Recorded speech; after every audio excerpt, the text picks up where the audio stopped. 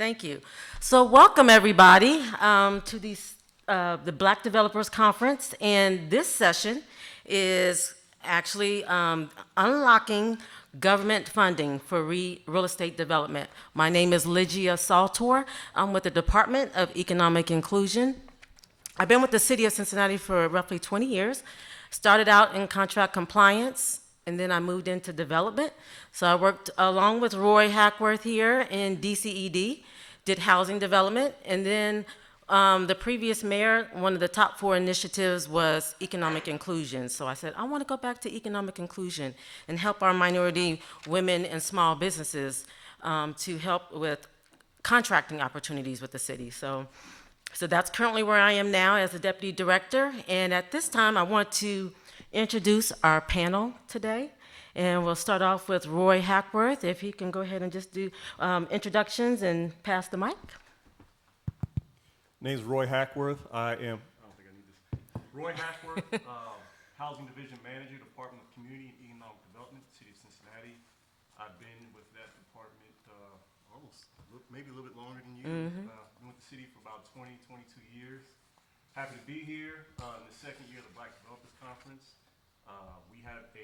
Our department has a table upstairs. Feel free to stop by. We have literature on many of our programs that can certainly benefit many of you. So happy to be here and welcome.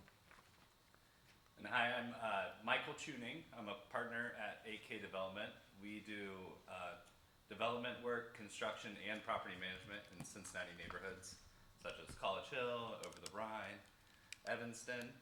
We're a certified small business who has made a lot of progress working with the city in the last decade. Good morning, Andrea Penho. I'm the Director of Site Selection and Real Estate for Ready Cincinnati. Ready Cincinnati stands for Regional Economic Development Initiative, and so we're a not-for-profit organization that's helping businesses in the tri-state area grow and expand. I'm Jason Shamley. I'm the Vice President of Mixed-Use Development and Structured Finance at the Model Group. We're also a real estate company, do vertically integrated development, construction management. We're based here in Cincinnati, offices across from Finney's Market, but we work Ohio, Kentucky, Indiana, so kind of that tri-state region and beyond. Thank you, panelists. So today in Unlocking Government Funding, we want to cover funding programs, experiences working with our government funds as a developer, as well as commercial real estate funding opportunities. And I want to start with Roy. So Roy, as a division manager of, community, no, your housing, thank you. Yeah, you're in the housing division. Because I didn't know if they had recently, there's been some changes, so I didn't, if they were still calling it housing. Yep, still housing.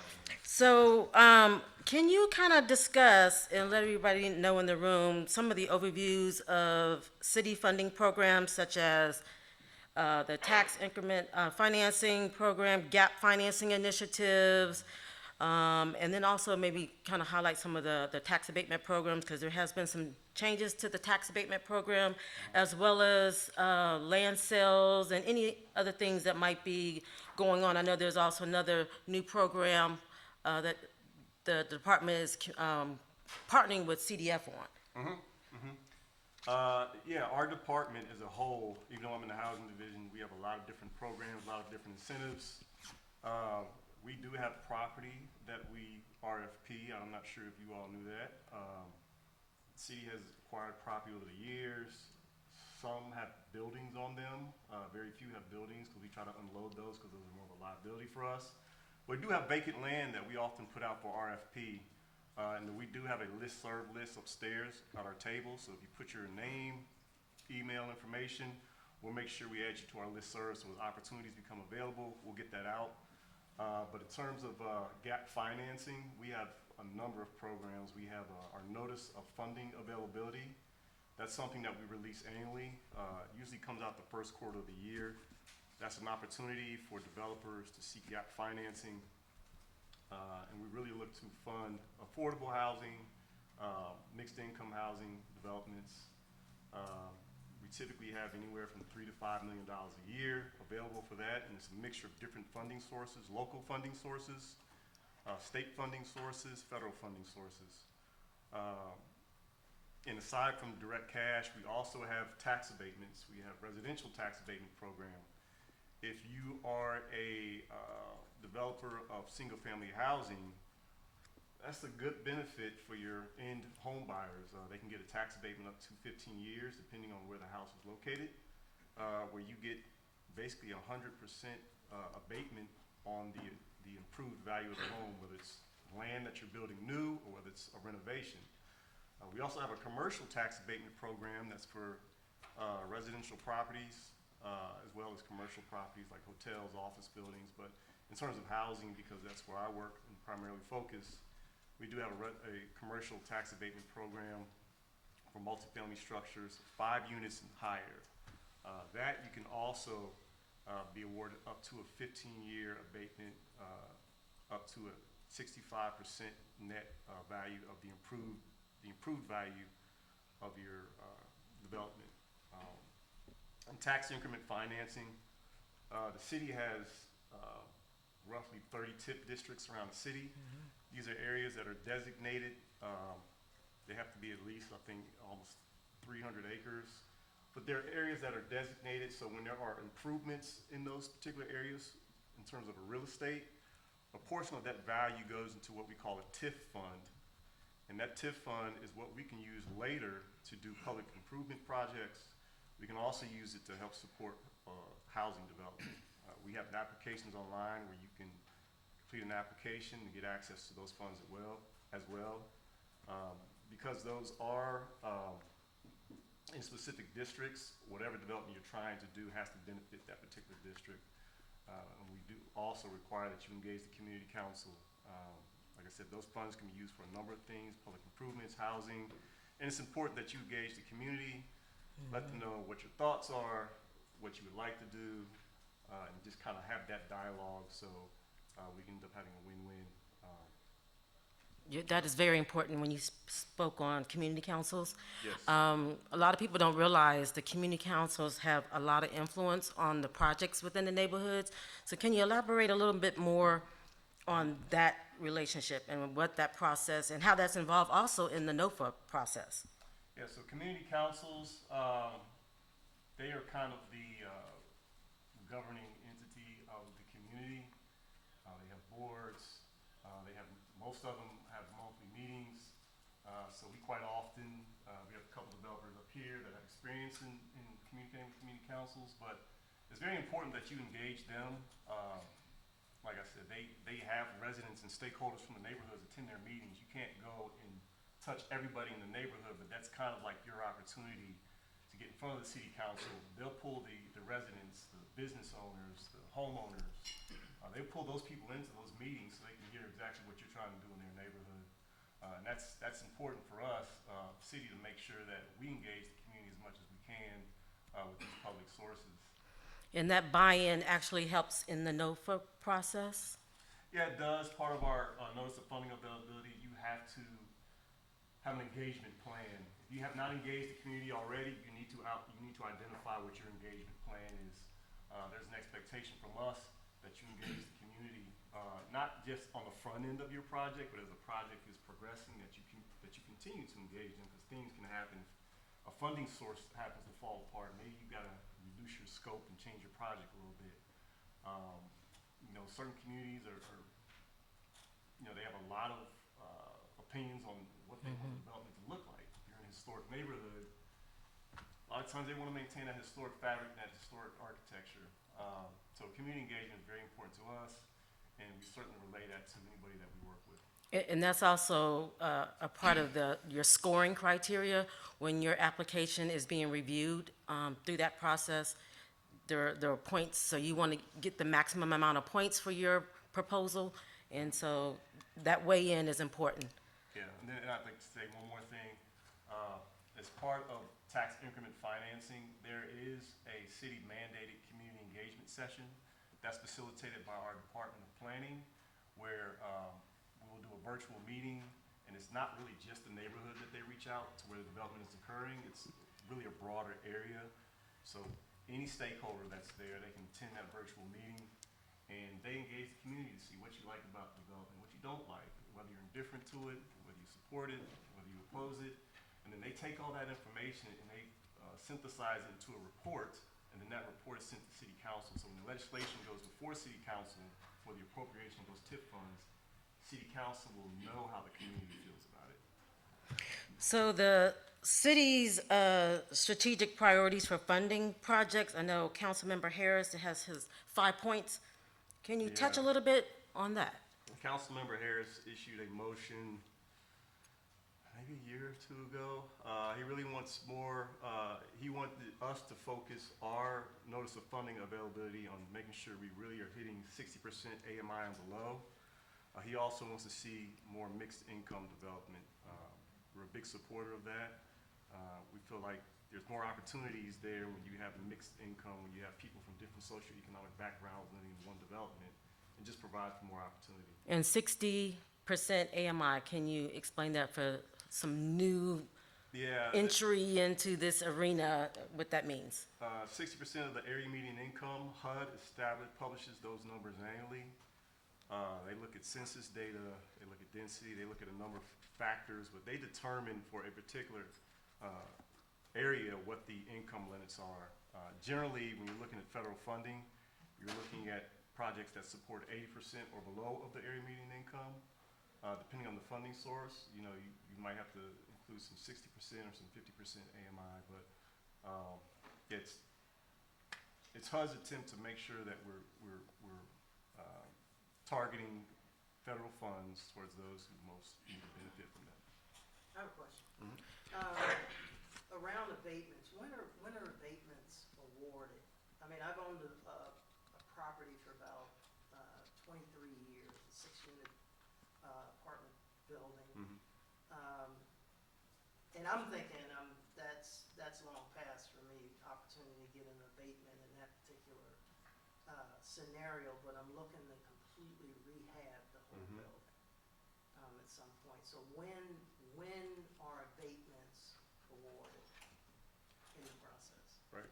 For a 6-unit multifamily building, that's considered a commercial abatement.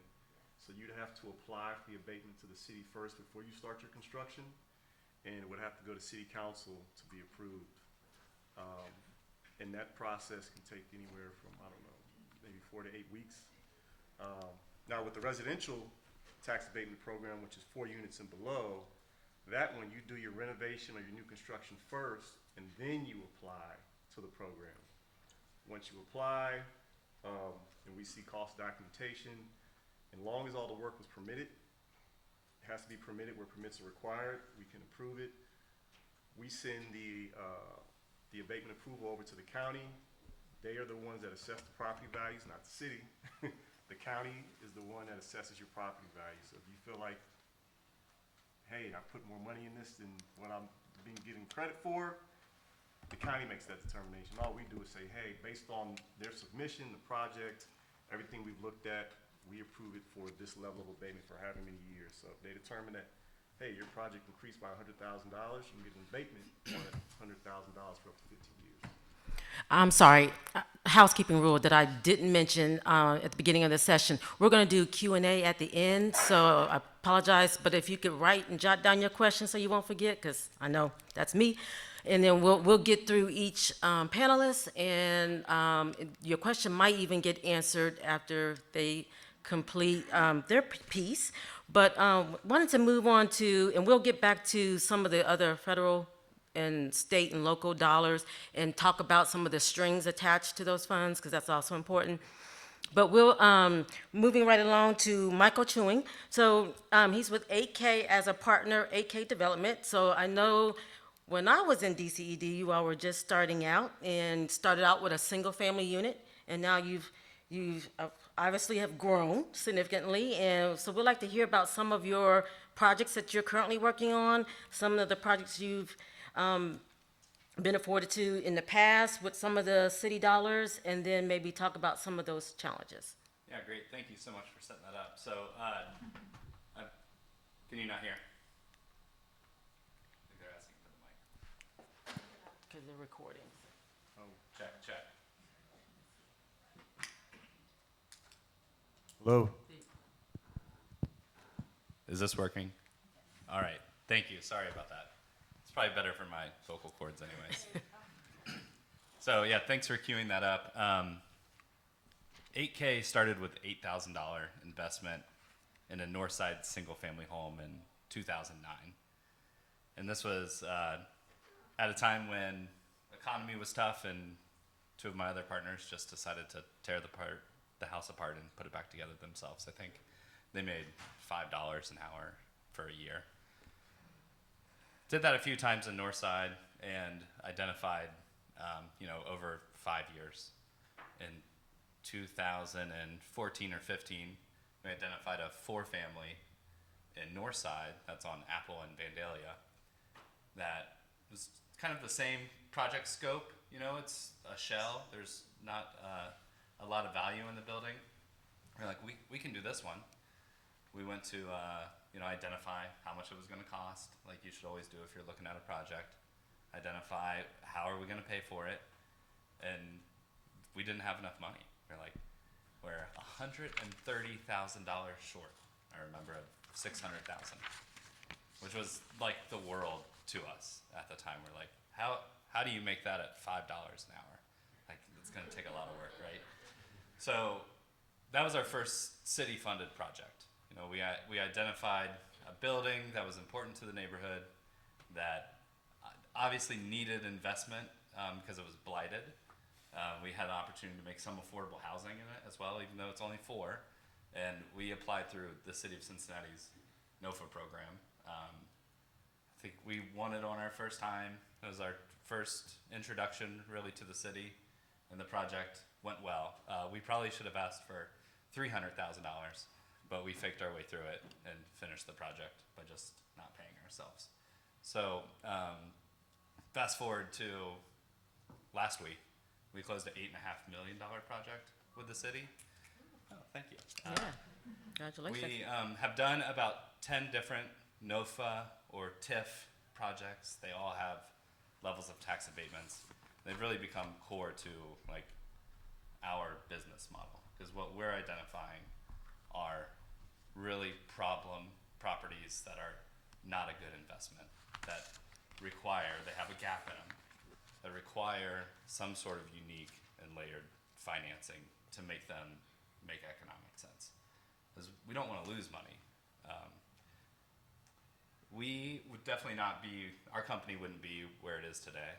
And we're really grateful to the city. And kind of in our experience, and mine especially, is we just start with transparency and honesty, and we kind of approach the city with a partnership approach. When we have that 3-family or 4-family in Northside, we're just like, how can you help? We don't have the answers. When you're reading these applications and understanding all the nuances of tax abatements, it's intimidating. It's really hard to navigate that into dollars into your project, right? So, we just communicate. I call people all the time. I have the same question over and over and over again. Can you help me understand it? And the people at DCD are really supportive. I think they really want to encourage new developers, and they will lead you through the process. So it's not something that anyone in this room has to do alone. These rules exist, and you can all navigate them if you can find the right partners. You'll figure it out. So, Michael, did you have any help, or did the city help you with putting together your application, or did you utilize a consultant, or did you just kind of wing it on your first one? Yeah, we didn't utilize a consultant, but we just called all the time. I think I was trying to remember who it was. Dan Kalubi. He was an ex-DCDer. He's not there anymore. But it's just I tried my best to do the application on our own, and I had questions all the time, and I would just call and just keep asking, and it's we figured it out together, how to make a winning project. So, I think collaboration is just really, really key. I don't think you need to go pay a consultant, but definitely like being open early. It's like, I think you do it at DCD, and then on this community engagement level we talked about, it's like you want to build support for your project early. You want to know that the project that you're essentially trying to sell to the city, that this makes sense, that you'll get a good return here, this is necessary. You want to just be out there talking about it, and answering all the questions you can as early as possible. You going to chime in, Roy? Go ahead, Roy. Yeah, and I wanted to add to that in He's terms trying of to hijack the mic. in terms of collaboration through our NOFA process. We do have what we call a pre-application form. You'll submit that before you submit your full application, and what that allows us to do, it allows us to know who's planning on submitting. It gives us an idea of what the project is, what the request is, and at that point in time, we'll assign a development officer to you, and then you can have communications with that development officer before the application is due. And we find that to be helpful because it can help guide you in structuring your application.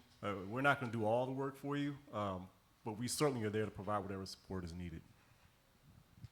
So then part of this, like your first NOFA application, for example, is when we're collaborating with DCD, you're also incurring cost because you have to have site control of a building, and you need to have some architectural plans. You need to do enough diligence so that you can spell out your case so that it makes sense. You're thought out. You have a demonstrated need for funding. So, one thing that I think was really helped us as a company grow is we just only took risk we can afford. Because it's not a guarantee that you're gonna get it. Just because you own a building and it needs money, it's like it is competitive. You're competing with other developers, small and large, for the same, Roy mentioned, or maybe they mentioned earlier, like $3 to $5 million a year in NOFA, which sounds like a lot until you have, a $10 million project. It's not. So take risk you can afford is really something I want to hope everyone can take away. Is like, I couldn't have done an $8.5 million project 7 years ago. I would have gone bankrupt. But starting off with $8,000 and just reinvesting, it's a very slow. It's a slow way to wealth, but it can work. Okay, great, thank you. So next we have Andrea Penho, and she's with Ready Cincinnati, and found it very interesting this week as we prepared as the moderator, just kind of learning the organization, and I was like, wow, I didn't realize everything that you all do. So can you tell us a little bit about some of the incentives, the connections, the creative solutions that you provide to help support businesses in the area, developers, the Jobs Ohio Network Partnership, as well as it's like you've got the Vibrant Communities Plan, the Small Business Grant. So you all are doing a lot, and I think the audience can really benefit from your program. So if you can kind of highlight and provide some insight. Absolutely. Can you hear me okay? Okay, perfect. It's a lot to take in, and so I'm going to try to be concise and then remind you that we have team here from Ready Cincinnati and Jobs Ohio, and we have a resource booth right out this side the door to the right. So I would say come stop by if anything just piques your interest and you want to learn more. Because like Michael was saying, I feel like early engagement and just conversation is really key for this. So 4 things that I would love to leave you with is who Ready Cincinnati is and what we do. And then 3 very awesome programs that we help facilitate from the Jobs Ohio organization. So Ready Cincinnati is there. Like I mentioned, we're a not-for-profit economic development organization group for the tri-state area. So we really pride ourselves in being the first point of contact that's going to help businesses facilitate connections to different businesses, help you find creative financing solutions, help connect you to the right organizations and partners. And so that's first and primary. And we work in targeted, you heard a lot about housing. We work in targeted industries that the best way to think of it is job creators. So these are, companies, businesses that are creating jobs, agnostic of population. So it's not going to be healthcare, it's not going to be your housing. Typically, it's not going to be your retail. It's going to be those job creators, those makers, those doers. And 3 programs that I want to cover. 2 are the Vibrant Community and the Pre-Project Planning Program. This is rolled out by Jobs Ohio. So the reason why I mentioned Jobs Ohio is because although we cover, Ready Cincinnati covers the tri-state area, we're a Jobs Ohio network partner. And if you're not familiar with Jobs Ohio, they're the state's economic entity. And so for the 5 counties in Southwest Ohio, we manage those programs, boots on the ground, helping to roll those out for eligible businesses and eligible projects. So the Vibrant Community and the Pre-Project Planning Program are going to be focused on supportive financing for development projects that are going to eligible communities. So there's over 30 eligible communities in Southwest Ohio, over 500 eligible communities in Ohio. And these are targeted to communities that have typically seen, have typically not seen development. So they're going to be under 75 in population, and then at or above the average poverty rate for the state. And the really easy way, you don't have to figure it out, there's a website that you can just type in a zip code, and we also have some good reference sheets out there to see what those eligible communities are. And I would even say, I say this because there's a little gray area where if it's adjacent to an eligible community, those projects can also be catalytic. So I say if you're working on a project, just come talk to us. But the pre-project planning program, they're kind of meant to work in tandem. The pre-project planning program is going to help you in that pre-development phase. So if you're looking at real estate that you think could go for commercial, that you think could attract businesses in a downtown area for one of those eligible communities, and you need to do an assessment, you need a due diligence of the roof, maybe you need a marketing analysis, or that community needs a marketing analysis and is partnering with you for that assessment. You can get, the grant size is typically around $25,000 for that due diligence, up to 50% of the total assessment.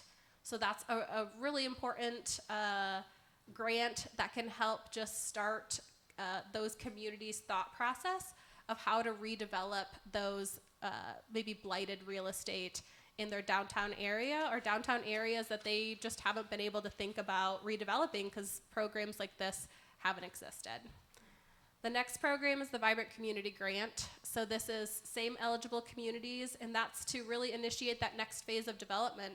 So after due diligence, after you're seeing some feasibility for this project, the grant size is up to $1 million, no more than 50% of those eligible project cost, and that's to redevelop that building for an end user.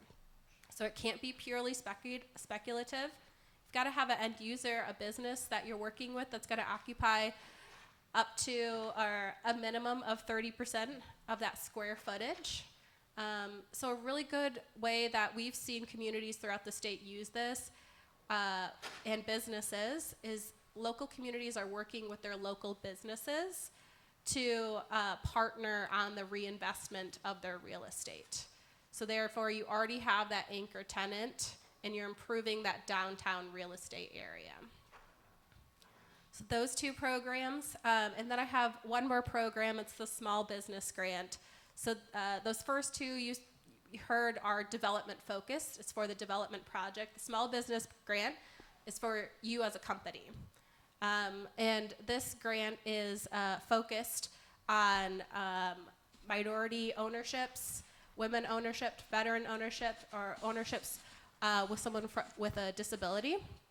And you can get grant $25,000 to $50,000 by if you're committed to doubling your workforce. So if you have 1 worker right now and you're saying you're going to add another worker, and investing a minimum of $25,000.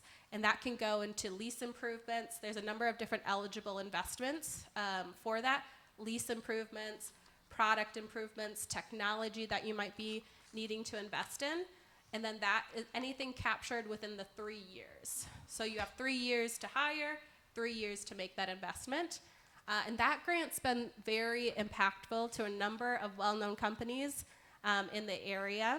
Emerge Manufacturing, who has a ribbon cutting today, they were able to use that grant and their ribbon cutting of that 50,000 square foot manufacturing facility is today, which is just amazing.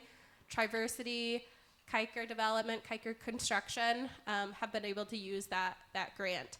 And really, the idea behind it is to help offset some of that cost of growth so that you as a business are able to go after other projects or invest in other things that are able to help grow your business.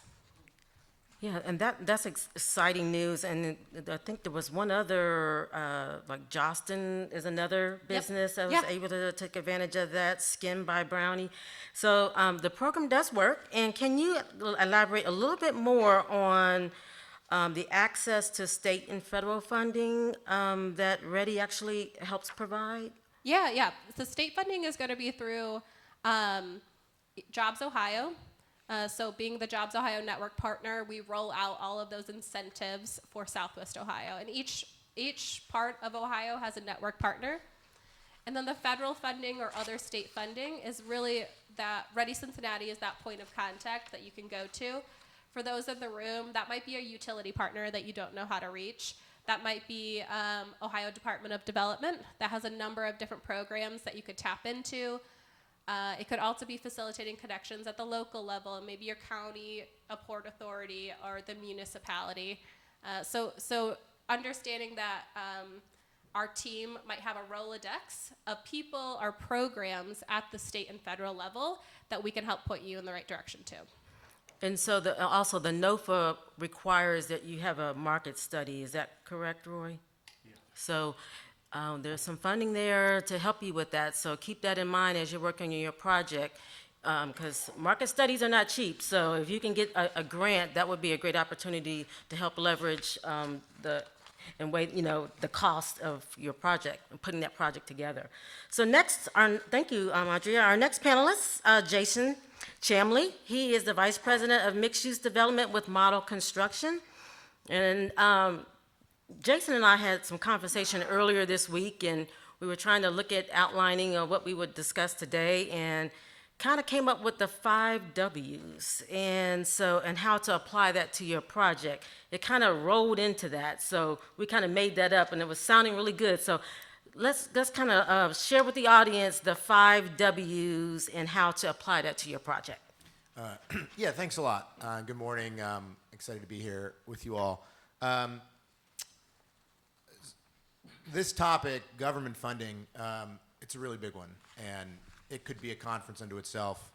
And in fact, some of the programs we'll touch on very briefly have their own conferences and multiple conferences per year. So really that's where it kind of came out of this is really a 30,000 foot survey, less about specifics and more about how to think about some of these things as you begin to work on projects and move forward in development. So 5 W's. So start with why. I think that might be the easiest one. For you all, you're trying to get projects done.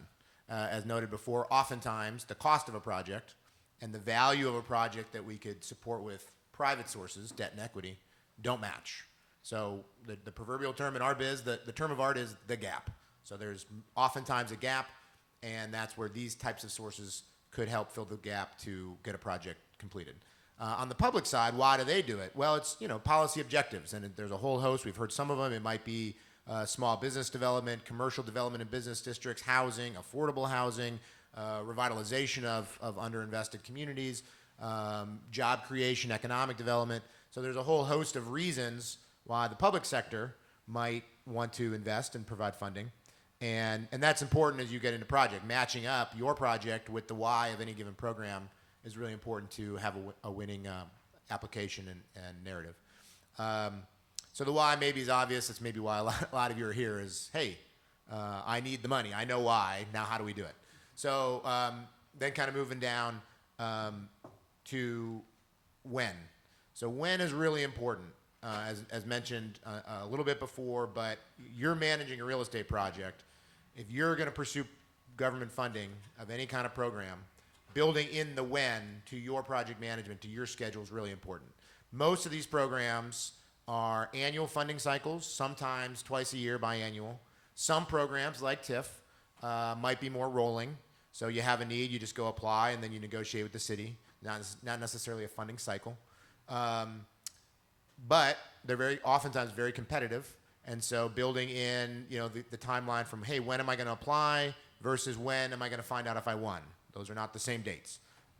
If I didn't win, what am I going to do next? Do I need to reapply next year? Oftentimes for some of these annual, very competitive sources, building in maybe 2 years worth of application time is necessary, because just to be realistic, to have a chance to win. So really understanding each programmatic timeline of the when. Also, there's application, there's award, and then there's funding date, which is, again, not the same thing at all. And from one to the other might take a whole year if you win, let alone if you don't win. So just building that and understanding that for each program you might be pursuing is very important for a successful project. Where is very important for a variety of reasons. One, many of these programs, not all, but many, are place-based. So the eligibility, whether or not you can even use these funds, is based on your location. Oftentimes, that's census tract based, and different criteria per census tract determines eligibility. That's not always the case, census tract. But for example, TIF, there are physical geographic districts all across the city. So whether or not your project is in or a district or not determines your eligibility. Historic preservation tax credits, whether or not you're in a historic district, as not just locally but federally, determines whether or not you're eligible for those funds. Other times the where is very important for competitiveness so it may not be eligibility, but there may be policy objectives. Oftentimes in the NOFA there might be prioritized neighborhoods, and they say, hey, if you're not in these neighborhoods, that doesn't mean you can't win, but these neighborhoods are going to get extra scoring points. So competitive. Oftentimes the affordable housing tax credit has competitiveness based on location and things of that nature. And then lastly, particularly, very acutely, where we sit here and the discussion today, where matters based on what programs. So Andrea is Jobs Ohio. So if you go across the river, don't call Andrea. Our early speaker from Covington, he wants you in Covington. If you got a project in Cincinnati, don't call him. So, we sit in a tri-state area, and a lot of these programs, even local programs, tax abatements came up a couple times, TIF, even though these are administered locally, these are legislated and authorized at the state level. So tax abatements, just in terms of how they work legislatively, work differently perhaps in Ohio and Kentucky, because that's ultimately where the authority to give tax abatements comes from. Port Authority is another one that is a state level agency that operates locally. So that, again, we sit here at the confluence of 3 different states. What state you're in matters in terms of what programs you might be eligible for, who to talk to, et cetera. So where matters a lot.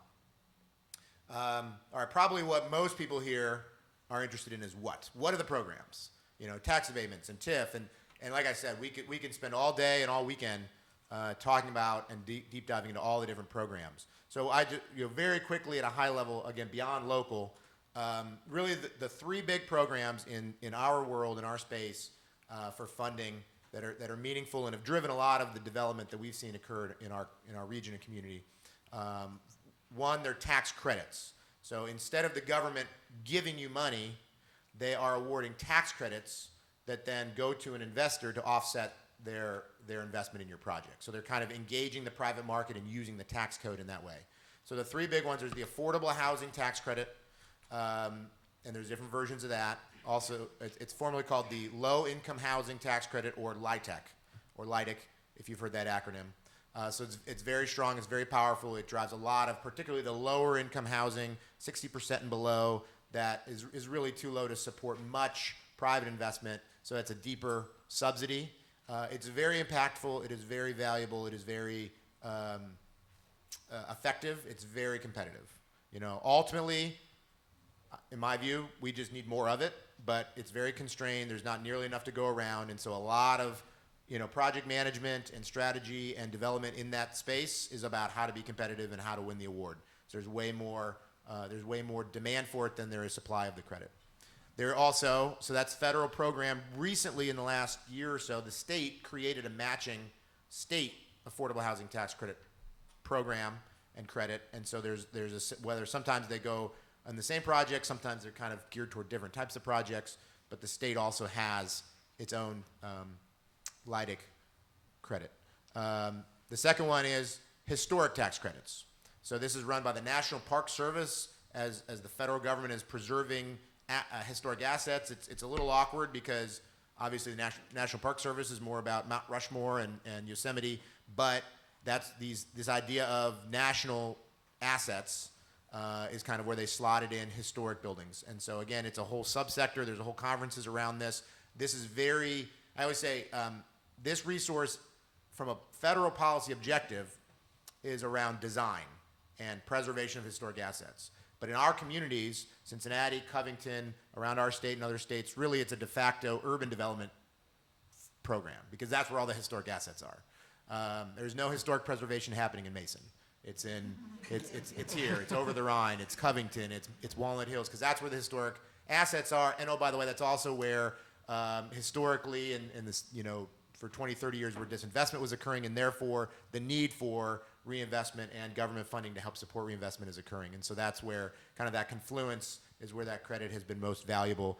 That works one of two ways. Either you must be a contributing property in a district, so think Over the Rhine. Over the Rhine is, I think, either the number 1 or 2 largest contiguous historic district in the country. Now, there's a few buildings in Over the Rhine that clearly, that was built in 1975. It's a block building. It doesn't contribute. But most buildings in Over the Rhine contribute and therefore are eligible for the resource. Or you could be a singular historic property. Think Carew Tower.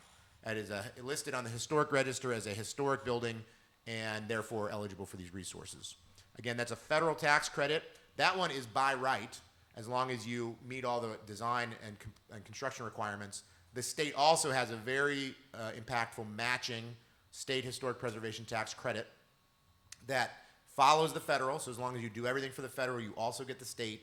The state credit is very competitive. And so if you can get the state, it's really impactful, but it's just whether or not you can win that. And then the third big tax credit nationally is called the New Markets Tax Credit. It's designed to complement the others and designed largely for commercial development. Also can be used for mixed use. So a lot of the mixed use in Over the Rhine, a lot of stuff up around here in Uptown, some of the educational and healthcare institutions, some of these hotels, I believe, some stuff at the zoo has used New Markets Tax Credits very successfully. And again, that's designed to drive commercial investment, capital investment into economically distressed communities as defined by Census Tract. And so it's also a very powerful tool. The state also has a smaller but matching credit for that. Similarly to others, incredibly competitive. And so if you can get it, it's really valuable. But it's hard, you can't just assume you're going to get it because you got to have a strategy to win. So again, that's just a high-level survey of kind of federal and state. There's many, many, many more. And that's why, to me, the most important thing I wanted to communicate and what I'd encourage all of you to take away is that more important than the what is the who. Especially if you're new to this space, if you're trying to grow or get into this more, don't start with what can I get or, hey, there's a thing I have in mind, how do I get that? Who do I need to talk to? And the who, the best place to start is walk up and down this corridor. All the who's I had in my mind coming in are here. There's the city, DCED, City of Covington, Economic Development Office he mentioned earlier. READY, the Port Authority, LISC has a booth. Cincinnati Development Fund has a booth. A whole host of others as you walk up and down here. These are agencies, largely nonprofit or public sector, that exist to support the work that we're talking about. Community development, economic development, and the term I heard a long time ago is intermediary. They exist to sit in between the developer, what you all are trying to do, and the outcome that we want for our communities, for our cities. And sometimes that looks like helping provide resources. Sometimes that looks like helping put you in the right direction for resources, capacity building, advisory services, co-development in some cases, a whole host of things. And so what I would encourage all of you today is your conference, your time here is going to be the most valuable if after the conference there's somebody that you have a follow-up with, who you say, hey, here's my, just like you started, here's my building, here's what I'm trying to achieve. How do I do that? And there may be things, again, we just scratch the surface of programs. One of us might be like, oh, that's a perfect fit for this. Go apply to that. Or it might be, hey, tax abatement fits, but also you're thinking of this kind of income level, maybe go for these funds. Or, hey, go talk to that person. It's a very small community. We all know each other, and once you get connected, you can get networked and connected very quickly and easily with the right people who can write the right expertise. My last thing I always say on these panels is the kind of stuff we're talking about, particularly urban development, community development, economic development, these challenging projects Michael talked about, don't go it alone and don't let other people learn on your project. Partner up with people who've done it before and say, hey, here's how you do it. Well, again, Michael's example, DCD. Let me just partner up with this development officer, and together we're going to figure out how to do this. Think of it as training wheels. But at the end of the day, real estate, capital intensive, high risk, high reward. If you go it alone, you're taking undue risk. Find people who can take risk with you, and that's not, sometimes that's financial, debt equity partners, but it's sharing the burden of how to do this, navigating the programs, navigating the process, so that we can have shared outcomes and shared wins. I think lastly, personally, my favorite thing when I've been doing this now for about 12 years is that in this town, in these communities, it's not a competitive mindset. Sometimes we're competing for the same resources, but when Michael and AK does well, Model Group does well. When other developers do well, when you all do well, when you guys develop and bring new life and new energy and economic vibrancy to buildings in the places I'm working in, we all win. And so then that mentality, I came out of grad school, I started networking when I was early in my career, and everybody had that mentality. It's like, hey, we all win together. So it's a very congenial, a very helpful, supportive environment, and so lean into that. Find somebody to talk to, say, here's what I'm trying to do, where do I start? Who do I need to be talking to? What do I need to be looking at? What programs might fit? And that's, to me, the best place to start, and you go down that path, you're going to find some success. Right. Your value, my value, property value goes up. Thank you, Jason, for that overview of the different types of tax credits and segue into when you were mentioning about learning. So there is so much to know, and you really need to know when you're putting your project together on the funding sources and those strings attached to those funding sources. I know the director, Markia Carter, yesterday evening at the Women's Development dinner mentioned the strings attached to the funds and knowing those requirements. And it's so important, whether it's prevailing wage. If prevailing wage is applicable, your costs are going to be reflected differently on your project than if it's non-prevailing wage. So let's kind of discuss some of that, and then real briefly, because we want to be able to have enough time for Q&A, and talk about some of those federal dollars, CDBG, home funds, and the strings attached, and even capital and general fund, where those requirements can affect your project. Sorry. The city of Cincinnati is an entitlement community, and that basically means that we're entitled to a certain amount of federal funds each year. Our two primary sources that we receive for development would be community development block grant. We get anywhere from $10 to $11 million a year. A lot of that is used to provide public services. Some of it's set aside for housing development and economic development. And then we also get what they call home funds, and that is primarily, well, only for affordable housing development. We usually get about $4 million of that a year. If you know the government, there's strings that come attached to that money. You can't just we can't just award the money willy-nilly to whatever project we like. The project has to serve a certain percentage of AMI households. If prevailing wage is applicable, that's something that you'll have to incorporate into your budget. Many times, the federal government is saying, hey, on these publicly funded projects, how can we make sure that there's an economic benefit as well? So prevailing wage might be triggered depending on the project, the number of units, how much funding is going in. where you have to pay a certain wage rate. That's at the federal level, where you have federal prevailing wage rates, and then you also have state prevailing wage rates. So you'd have to keep that in mind. Also, there is on sam.gov, System for Award Management, sam.gov, you have to register your entity. You can't do business with the federal government unless you're registered through that website. Anytime I've worked with Michael, with Jason, you've got to have a registration through that website. We're not allowed to fund you federal funding sources if you're not registered. I And think it's- that site is very important. We also, our office also uses that site. So when we are approving a subcontractor on any type of project that has federal funds, we look to make sure that your business is registered. And there's notations.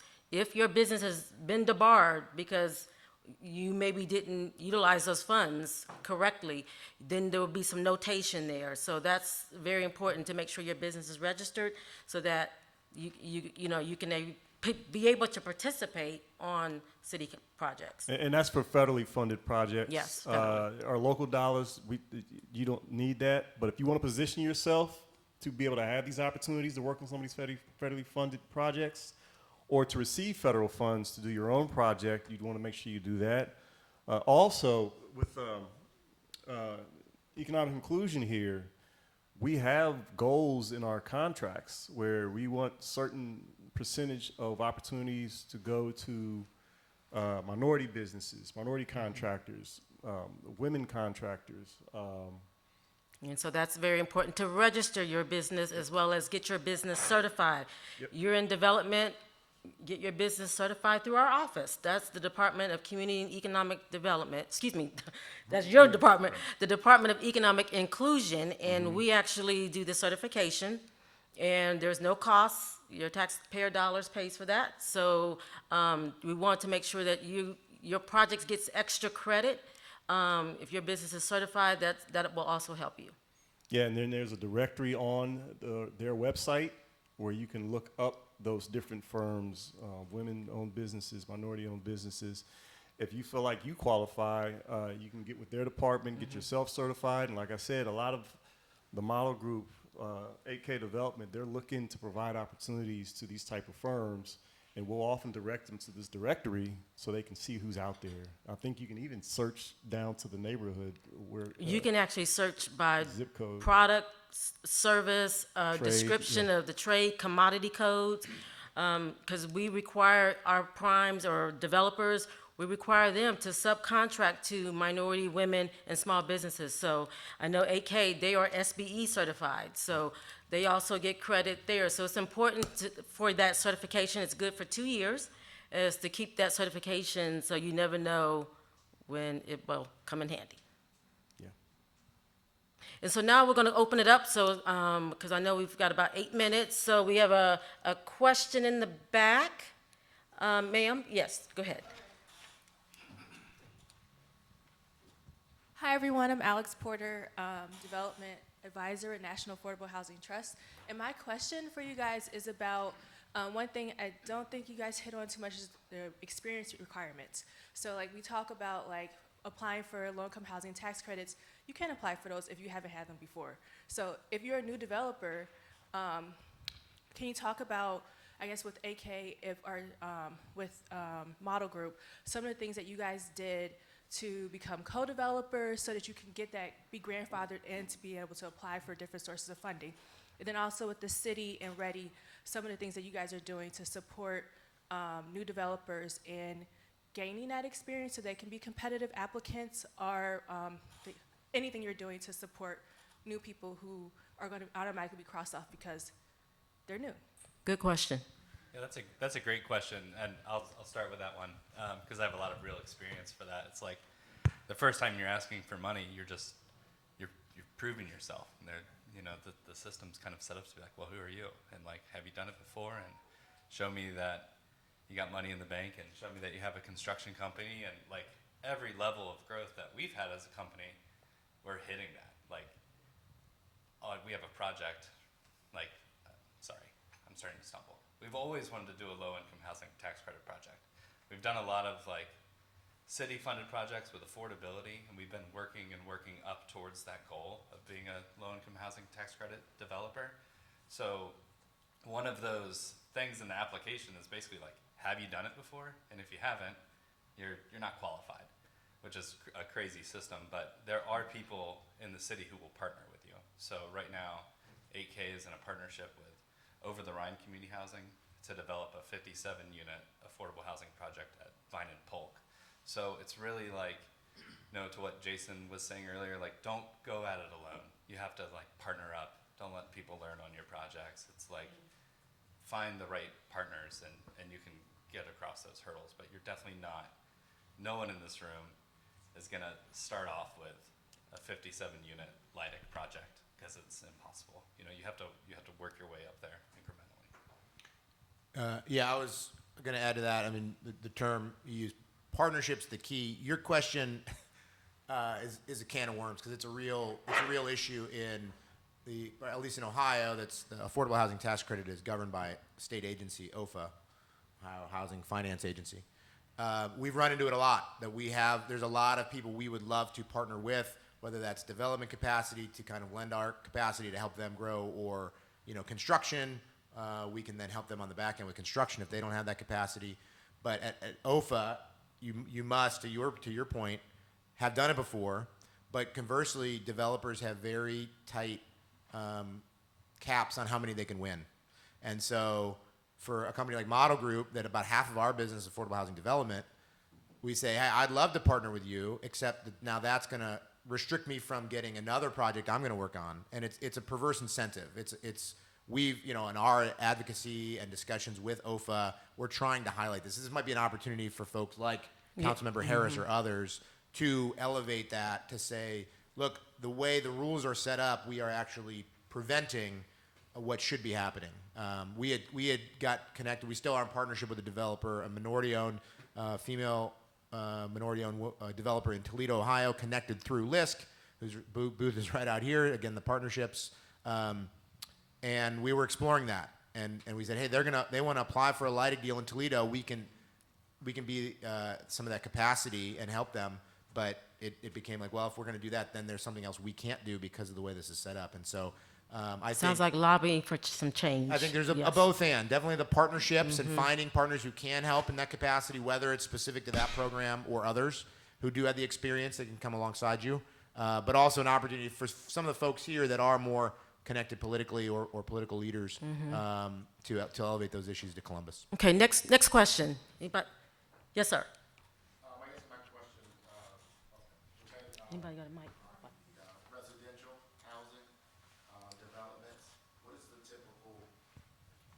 what is the typical amount of the loan that the city provides on a standard residential housing? Like, is it 5 to 10,000? Is it 4? What's the typical amount that gets allocated? Through our NOFA, we typically have a cap of $1 million, but not to exceed 40% of the total project cost. I'd like to say this so everybody knows, the city of Cincinnati is not a bank. We're a gap financer. The expectation is that you go to the private market, you figure out what you can secure in the private market, and you come to the city, say, hey, I was able to attract this much debt based on my rent, based on my operating costs. Here's my shortfall. I need help. The city doesn't have a lot of resources. I mentioned $10 to $11 million in CDBG. I mentioned $4 million in home funds. That's not a lot for the city when you think of it in the bigger picture. So we have limited resources, so it's strategic. So we're very strategic in making sure that we work with developers that have other financing in place so we can stretch our funds further. We'd much rather help fund 10 projects at a lesser amount than one big project where it sops up all of our money. Cincinnati Development Fund, that's a conglomerate of multiple banks in the city who actually take more of a risk while they pull their funds from their institutions and they put their money in a pot, and then this organization will then award those funds because the banks are looking at it at a low risk. That's an opportunity to maybe look at CDF and then for funding, and then the city can come in on the back end to help bridge or provide that gap financing. One more question. I've been given the red flag that this session is over at 10:30, but one more question. If we could go back to what you had talked about a little bit earlier with relation to the tax abatement for commercial, you said it had to be 5 units or more, right? Can scattered sites be part of that, or does it have to be contiguous? No, it can be scattered site. It can be scattered sites. And the second question is, and you may or may not be able to answer this, what is the availability of project-based vouchers here in Cincinnati? Yeah, I cannot answer that question. That would be a question for our local housing authority. Okay, thank you. But I will be upstairs at our booth, Community Economic Development. Cincinnati Development Fund is there. They have a fund for affordable housing. Like Jason said, there's a lot of contacts, a lot of information in and around this building. Make sure you hit each booth and get the information. Yes, and DEI has a booth upstairs as well, so you can feel free to check that out for certification. We also have a Business Expo, October the 11th. It's going to be held at Cincy. It's an all-day event. We strongly encourage you to come out, meet the different department heads and buyers of purchasing is going to be there. All of our representatives from each department will be there to talk about procurement opportunities. So if you're interested in doing business with the city, that day, October the 11th, will be ideal for you to attend. Thank you all for participating and attending, and thank you to our panelists. Let's give them a round of applause.